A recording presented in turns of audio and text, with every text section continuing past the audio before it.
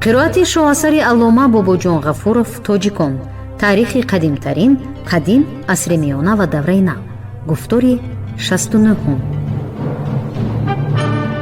اثر تاجیکان شعله‌ای بود که به صحیفه‌های تاریک و فراموش گشته تاریخ ملت تاجیک روشنی انداخته، پدیده‌های خودشناسی و افتخار ملی را تکمیل داد. پرزیدنت جمهوری تاجیکستان امام علی رحمان.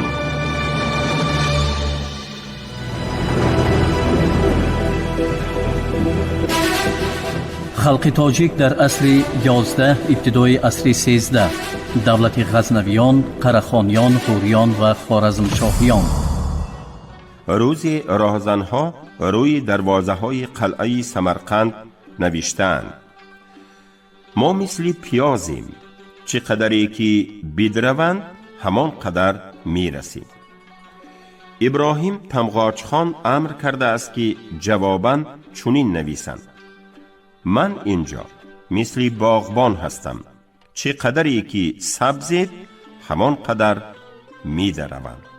او گویا موفق شده است که دزدی را در قلمرو خود برهم دهد. وی نرخ و نوای بازار را هم نظارت می کرده است و به قیمت فروشی راه نمی داده است. چنین حکایتی عجیبی آورده می شود. روزی قصاب ها بلندتر کردن نرخ گوشت را خواهش کرده وعده دادند که به خزینه 1000 دینار تقدیم می کنند. خان راضی شده پول گرفته است، ولی خریدن گوشت را به اهالی منع کرده است. قصاب ها مجبور شدند باز همان قدر پول داده نرخ پیشتره را برقرار کنانند. از روی مدرک های سکه شناسی معلوم شد که او دیگر چاره های بهتر نمودن شرایط تجارت و بازرگانی را پیش بینی کرده است. چنانچه در فرغانه تا عهد او اساس معاملات پولی را درهم تشکیل می‌داد، ولی آن از سرب و مس بوده در ترکیب خود هیچ نقره نداشت. علاوه بر این حجم و وزن این قبیل تنگه ها گوناگون بوده برای معامله در ترازو برکشیده می شد. هر یکی به طور جداگانه ارزشی نداشت که این کار تجارت پولی را دشوار می گردانید.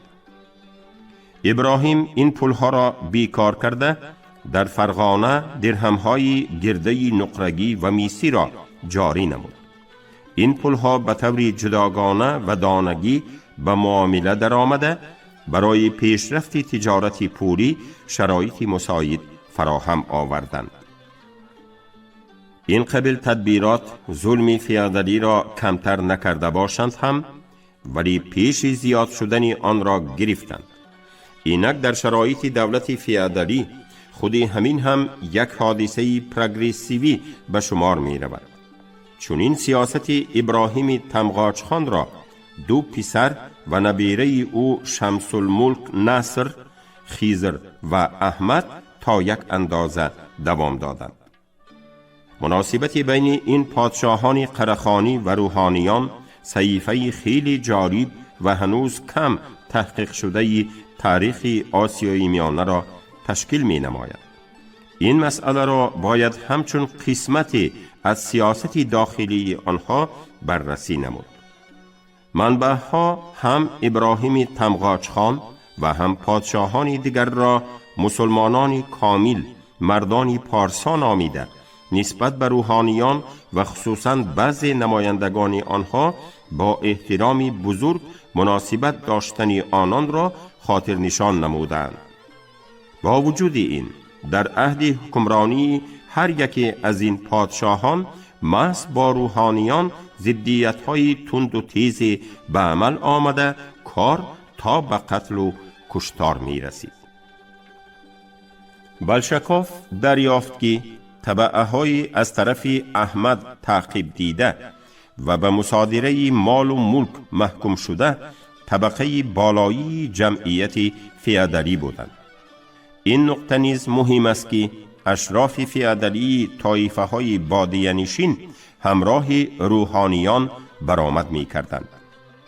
برای ایدئالیزاسیون مقرری حساب کردن ادعای منبع‌ها راجع به شهرت زیادی بعضی از این خانها در بین مردم و همچون پادشاه عادل نام برآوردن آنها هیچ یک اساس موجود نیست.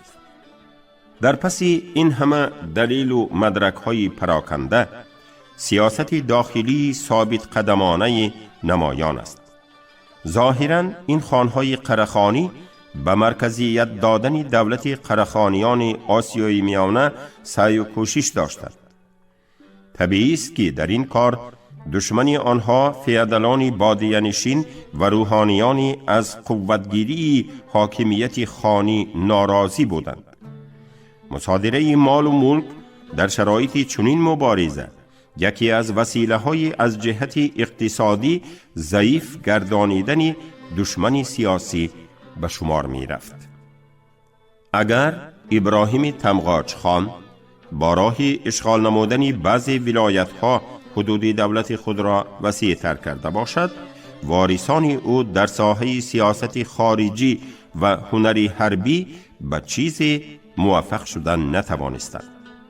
هنوز در عهد شمس الملک ناصر آنها به فشار قرخانیان شرقی دچار گردیدند. فرغانه از دست رفت. حدود بین دو دولت قرخانیان از بالای خوجند مقرر شد. از طرف دیگر محض در زمان حکمرانی این پادشاهان قرخانی، سلجوقیان اول به ناحیه‌های جداگانه کناری دولت قرخانیان و بعدتر به ماوراء النهر مرکزی تاخت و تاز خود را سر کردند. در آخران سال 1089 ملکشاه سلجوقی بخارا و اندکی دیرتر شهر پایتختی سمرقند را ضبط نمود. با وجود این، سلجوقیان سلاله قرخانیان را برهم ندادند. آنها با آن قناعت کردند که می توانند به کار آنان مداخله کنند و خانها را از بین اعضایان سلاله قرخانی خودشان تعیین نمایند. یگانه نزاع جدی سال 1130 در میان ارسلان خان قرخانی و سلطان سنجر سلجوقی روی داد.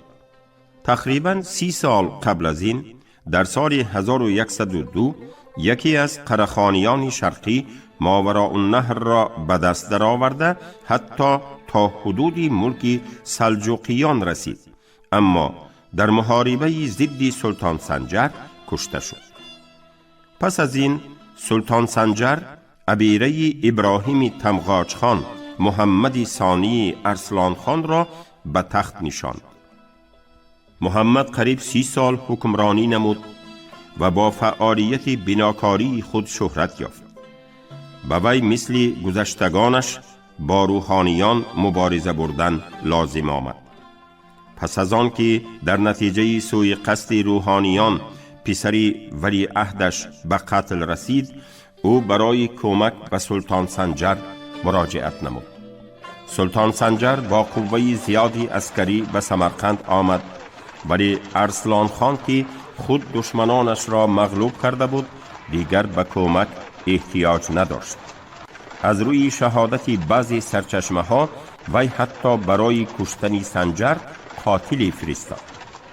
در هر صورت سنجر سمرقند را گرفته ارسلان خان را از تخت فرآورد و در آینده نیز آنانی را که فقط در امور داخلی صاحب اختیار بوده از روی صداقت به او اطاعت می کردند به تخت خانی می نشاند. خلق تاجیک در عصر 11 ابتدای عصر 13 دولت غزنویان، قرخانیان، غوریان و خوارزمشاهیان.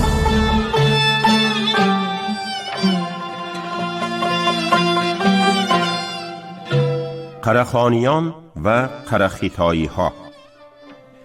در اول چاریک دوم عصر 12 مردم سرشماری کیدانی هفترود را با شهر بلساغون اشغال نموده امپریای بزرگ خود را که تا شمال شرقی دریای ینیسه رفته می رسید تأسیس کردند. سپس آنها تمام ملک‌های باقی مانده قرخانیان شرقی را تصرف کرده به قرخانیان غربی یعنی ماوراءالنهری تهدید نمودند. در آثار مؤلفان مسلمان که واقعه‌های آن وقته و موفقیت‌های سیاسی کیدانی را توصیف کرده اند، این مردم نام قرخیتایی را گرفته است. سال 1137 قرخیتایی ها در نزدیکی خوجند محمود قرخانی را تارمار کردند. محمود دست نشانده صادق سلطان سنجر بود. حتی در سکه های خود نام او را یاد می نمود. اما این بار سلطان سنجر به محمود دست یاری دراز کردن نتوانست، زیرا خودش با جنگ خوارزم بند بود.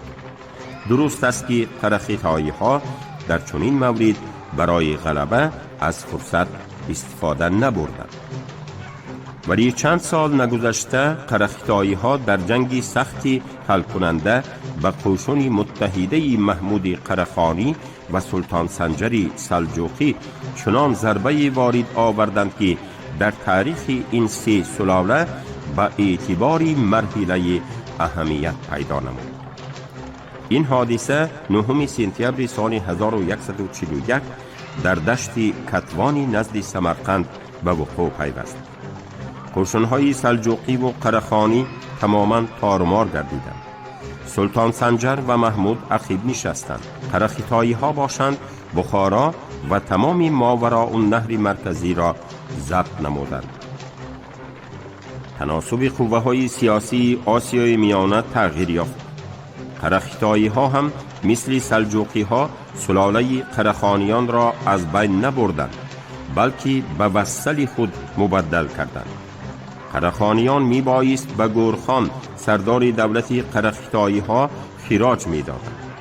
سلطان سنجر با جنگ های ضد آتسیز خوارزمشاه که پس از محاربه کتوان و شکست سنجر خیلی غیرت پیدا کرده بود سرگرم شده، حتی مبارزه بردن با قرخیتایی ها و برقرار کردن نفوذ پیشینه خود را در ماوراءالنهر از گوشه خیال هم نمی گذرانید. قرخیتایی ها به کارهای داخلی قرخانیان مداخله نمی کردند. بلساغون همانا پایتخت آنها به شمار می رفت. در دولت قرخانیان چنین وضعیت به عمل آمد. پس از محاربه دشت کتوان سمرقند چند وقت مملکت را برادری محمود قرخانی فرار کرده اداره نمود. فرقانه باشد در دست خاندان حسنیان یعنی قرخانیان شرقی بود. ولی از نیمه دوم عصر 12 سال 1156 خاندان فرغانی قرخانیان سمرقند را هم به اطاعت خود درآوردند. از همین وقت پس از فاصله دور و درازی ماوراءالنهر دوباره به اختیار شاخه شرقی قرخانیان گذشت که آنها دو ولایت پرثروت ماوراءالنهر مرکزی و فرغانه را در تحت حاکمیت خود متحد نموده بودند. اما باید قید کرد که ماوراءالنهر مرکزی و فرغانه در نیمه دوم عصر 12 و ابتدای عصر 13 عملاً همچون دو ملک کلان مستقل در دست عضوهای گوناگون یک خاندان باقی ماندند.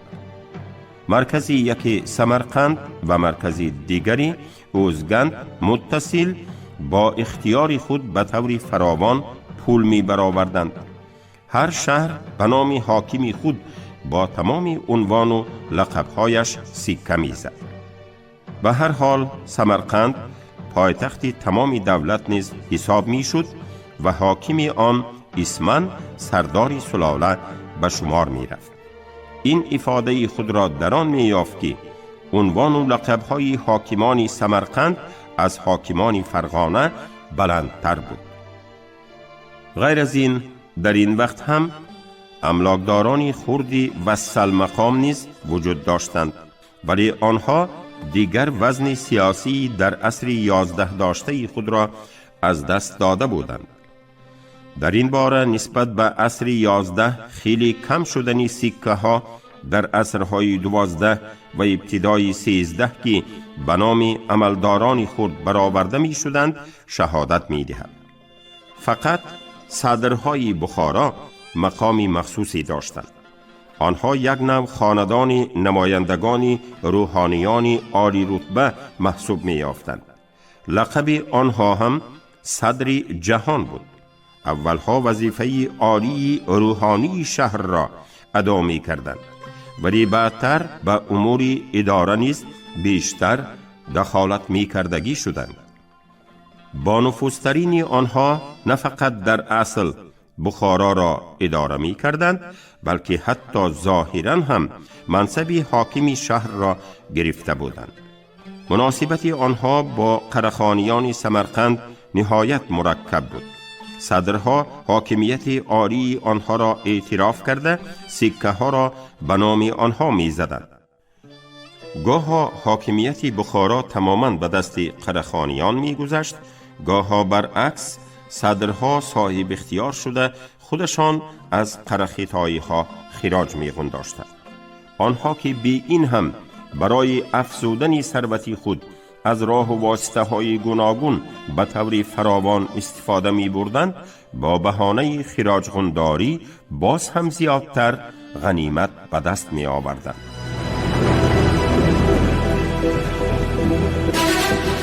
خلق تاجیک در عصر 11 ابتدای عصر 13 دولت غزنویان، قرخانیان، غوریان و خوارزمشاهیان.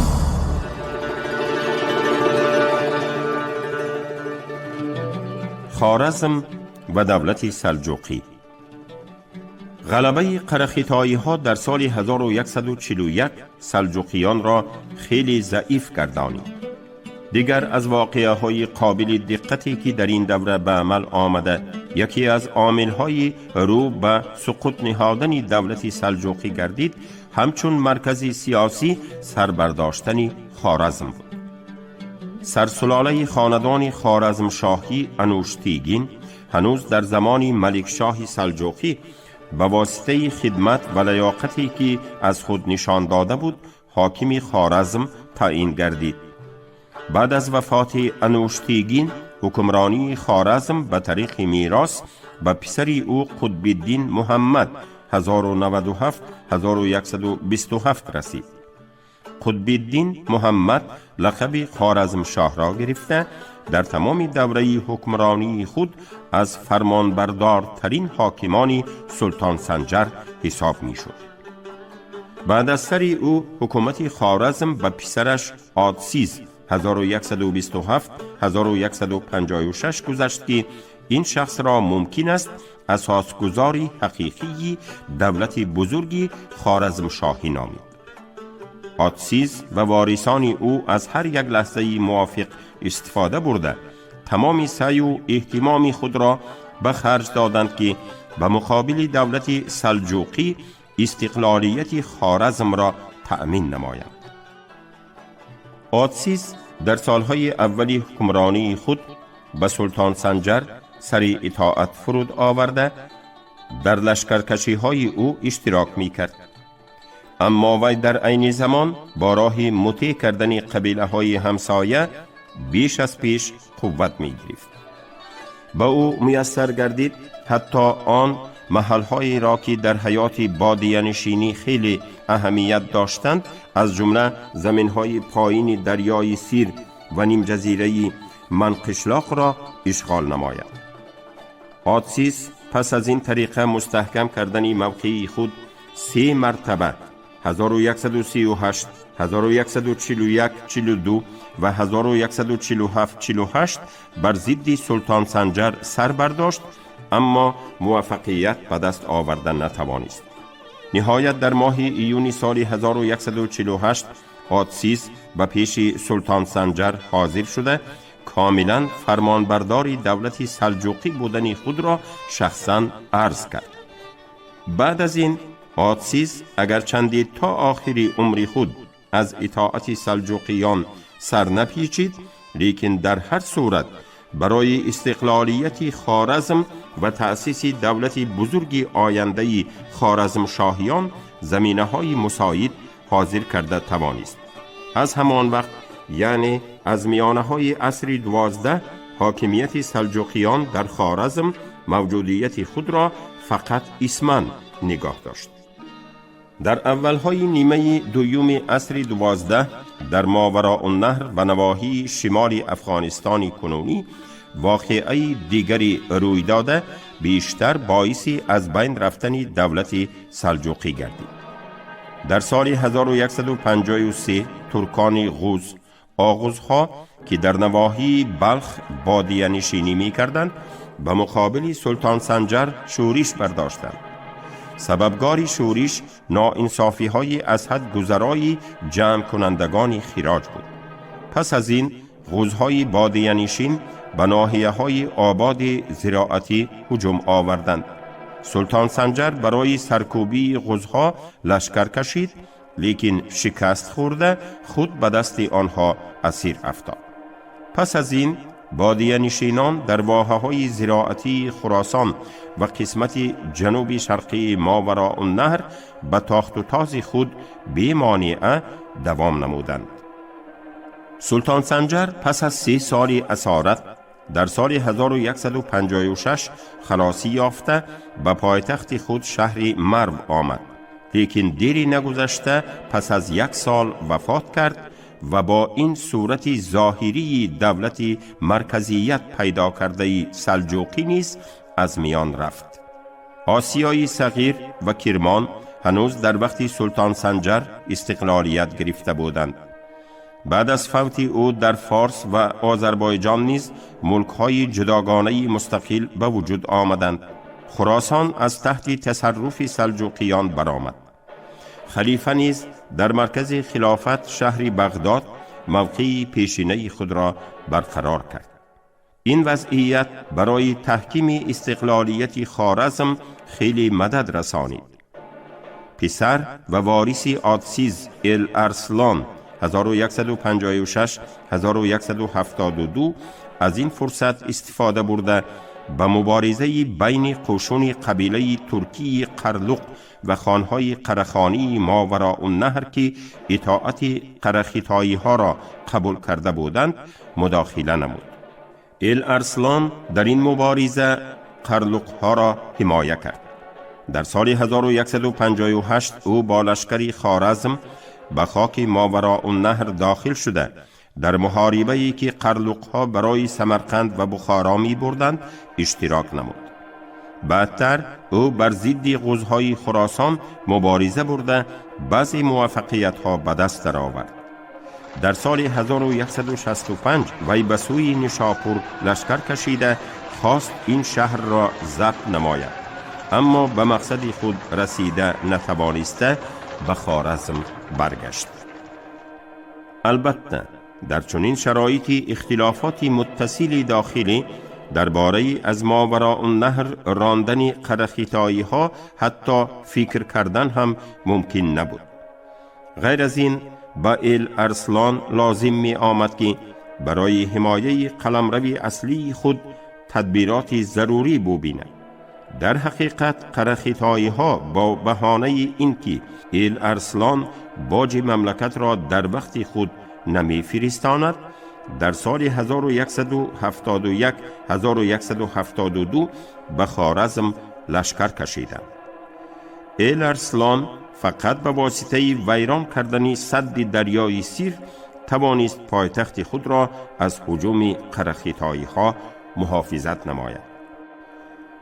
در سال 1172 الارسلان وفات کرد و پسر کوچک او سلطان شاه با یاری مادر خود به تخت سلطنت خوارزم شاهی نشست. پسر بزرگ الارسلان علاءالدین تیکش که حاکم یکی از ولایت‌های خوارزم بود از این واقعه خبردار گردیده برای غصب نمودن حاکمیت کمر بست و در این کار از قرخیتایی ها مدد خواست. وی به عوض این پرداختن خراج هر ساله مملکت خوارزم را به قرخیتایی ها وعده داد. تیکش در خود همان سال با کمک قرخیتایی ها خوارزم را اشغال نمود. سلطان شاه فرار کرده نجات یافت. علاءالدین تیکیش 1172-1200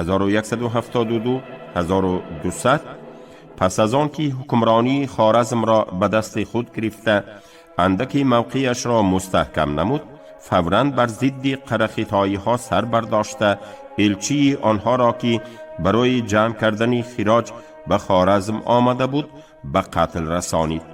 وقتی که سلطان شاه از این حرکت برادری خود واقف گردید، در حال به پیش قرخیتایی ها رفته خواهش نمود که در مبارزه برای سرنگون کردن تیکیش به وی کمک رسانند. قرخیتایی ها که چند سال قبل از این با سلطان شاه مناسبتی درست نداشتند، با طمع گرفتن باج خوارزم خواهش او را قبول نموده بر ضد تیکیش لشکر کشیدند، ولی این دفعه عملیات حربی آنها موفقیت پیدا نکرد. از یک طرف تیکیش راهها را به زیر آب ماننده حرکت قوشون قرخیتایی ها را خیلی به دشواری انداخت. از طرف دیگر تدبیر سلطان شاه و قرخیتایی ها که اهالی خوارزم را به مقابل تیکیش شورانیدن بود نیز نتیجه نبخشید. بعد از این بی‌موفقیتی قرخیتایی ها مجبور شدند که به پایتخت خود پس گردند. هنگامی که سلطان شاه وضعیت را چنین دید، از قرخیتایی ها خواهش کرد که یک دسته عسکری به اختیار او گذارند. این خواهش او نیز قبول شد. وی با این دسته عسکری به طرف خراسان حرکت نمود و قوه های حربی غوزهای بادیه‌نشین را شکست داده مرو را اشغال کرد و بعد از چند سرخس و توس را نیز به زیر دست خود گرفت. تیکیش پس از هجوم بی ثمر قرخیتایی ها حاکمیت خود را خیلی مستحکم کرد. او به ماوراء النهر و خراسان چند دفعه با موفقیت لشکر کشیده شهر و دیهه های زیادی را ضبط نمود. در ماه ایون سال 1187 نیشاپور را اشغال کرد و در سال 1193 پس از مرگ سلطان شاه مرو را هم به تصرف خود درآورد. تقریبا در خود همین وقت تیکیش امکانیت یافت که به حیات سیاسی بعضی ناحیه های ایران نیز مداخله نماید.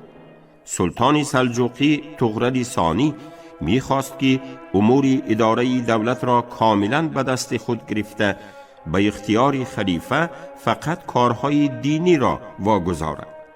البته خلیفه عباسی ناصر 1180-1225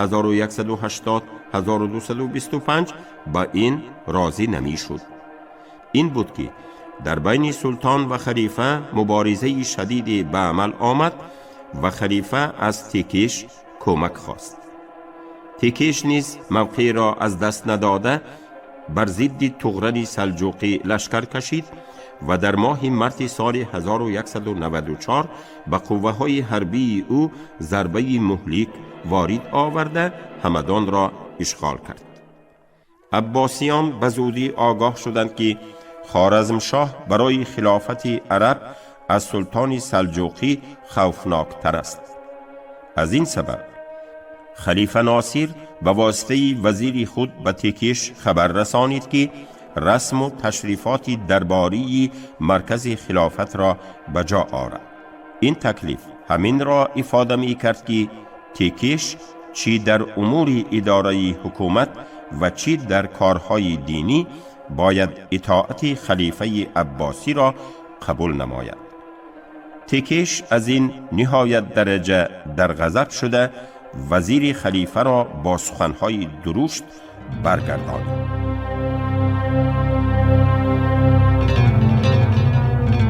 شما گفتار 69 را از کتاب علامه باباجان غفورов تاجیکان شنیدید. عبدالرشید خوجم قلافخان، کارگردان شیرالی نغزلی.